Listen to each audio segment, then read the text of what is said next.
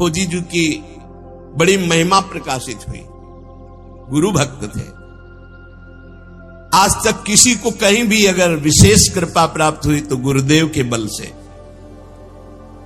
खोजी जी के गुरुदेव का जब अंतिम समय आया, भगवत चिंतन परायण रहते थे, उन्होंने एक घंटा बांध दिया, कहा जब मेरा मोक्ष हो जाएगा तो घंटा बज जाएगा, जब मेरा भगवत मिलन हो जाएगा तो घंटा बज जाएगा।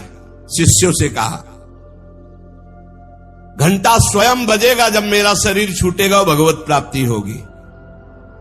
परंतु आश्चर्य हुआ, गुरुजी का शरीर तो छूट गया पर घंटा नहीं बजा।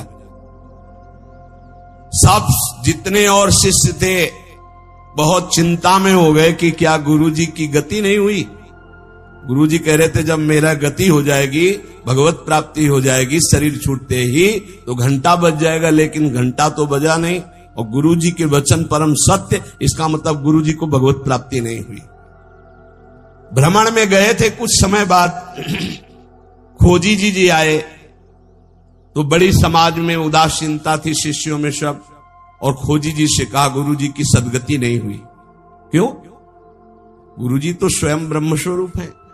बोले उन्होंने घंटा स्थापित किया था कि जब शरीर छूटेगा भगवत प्राप्ति होगी तो घंटा बज जाएगा। तो घंटा तो बजा नहीं, तो गुरुजी के वचन असत्य नहीं हो सकते, मतलब गुरुजी का मोक्ष नहीं हुआ। खोजी जी कहां गुरुजी का शरीर छूटा था? बोले आम के पेड़ के नीचे गए। जहां गुरुजी लेटे थे मुझे बताओ। बोले यहां लेटे थे। लेट गए और सामने देखा तो एक पका हुआ आम था ऊपर। उनका इस आम को तोड़ो। आम को तोड़ा और जे ही उस आम को चीरा तो एक कीड़ा निकला और बस वो कीड़ा अंतर ध्यान हुआ, सोई घंटा बज गया।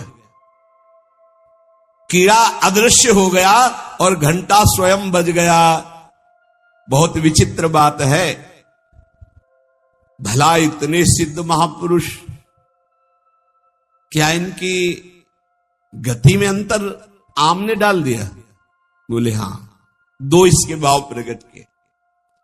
शिष्य की तो योग्यता नीके मन आई अजू, गुरु की प्रबले पैने को घटी क्यों भई, सुनो या की बात मन बातवत गति कही, सही लय दिखाई और कथा तिरसिमयी।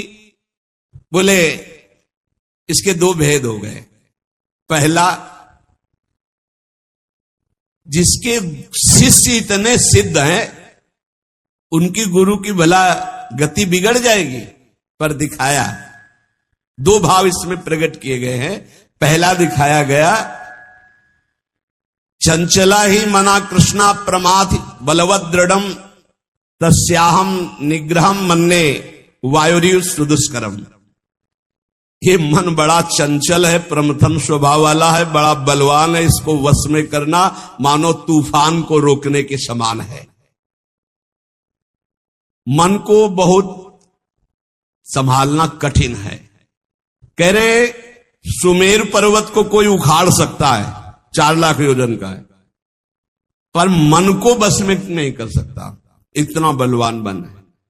कोई बिजली को हाथ से पकड़ सकता है पर मन को नहीं पकड़ा जा सकता। बहुत विचित्र चंचलता है इस मन की, इसको हल्के में ना ले। इतने सिद्ध महापुरुष, और जब उनका अंतिम समय तो पका हुआ आम देखा, पके हुए आम में मन चला गया। कहीं भी बल फंस सकता है। इतने सिद्ध महापुरुष आम में तो घंटा नहीं बजा। ये पहला जन साधारण के लिए। और असाधारण बात थी कि आम में तो मन गया, पर वैष्णव का मन स्वयं भोक्ता होता नहीं। वो तो कोई भी अच्छी चीज देखे तो भगवान में, तो तत्काल भगवान का ध्यान किया कि अब असमर्थ हूं, शरीर छूटने वाला है। ये आम बहुत बगीचे का हमारे सुंदर था, हम सोचते आपको भोग लगा देते। इसी सोच में प्राण निकल गए। तो भगवान ने अंतिम इच्छा पूर्ति करने के लिए कीट रूप धारण करके आम पाने आ गए। तो भगवान से मिलन हुआ नहीं। जब आम को छेदन किया और वो भगवान अंतर ध्यान हुए, तब जाके खोजी जी से मिले तो घंटा बज गया। इसका आंतरिक रहस्य बताया। तो यहां ये बताया गया कि मन बड़ा चंचल है। भगवत प्राप्ति करने वाले उपासक को कहीं भी अपने मन की वृत्ति ना अटक जाए, इसमें अंतिम तक सावधान रखना है। अंतिम तक कभी भी फंस सकती है। और दूसरी बात है, जिसका स्वभाव बन गया है हर वस्तु हर व्यक्ति में भगवान का दर्शन, भगवान को समर्पण, तो उसकी दुर्गति नहीं हो सकती। तीसरी बात, जो गुरुदेव के शरण में रहकर गुरुदेव की आज्ञा अनुसार चलते हैं, आपको सच्ची बतावें, गुरु अपने से भी ऊपर महिमाशाली उसे बना देता है।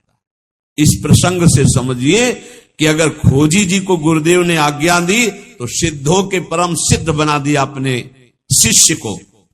इसलिए चाहिए कि अपने गुरुदेव की आज्ञा में संपूर्ण जीवन समर्पित करते हुए प्रियालाल के नाम रूप लीला धाम में निरंतर चित्त को लगाए और इसी जन्म में भगवत प्राप्ति करे। शेष चर्चा आगे। श्री राधा वल्लभ लाल की।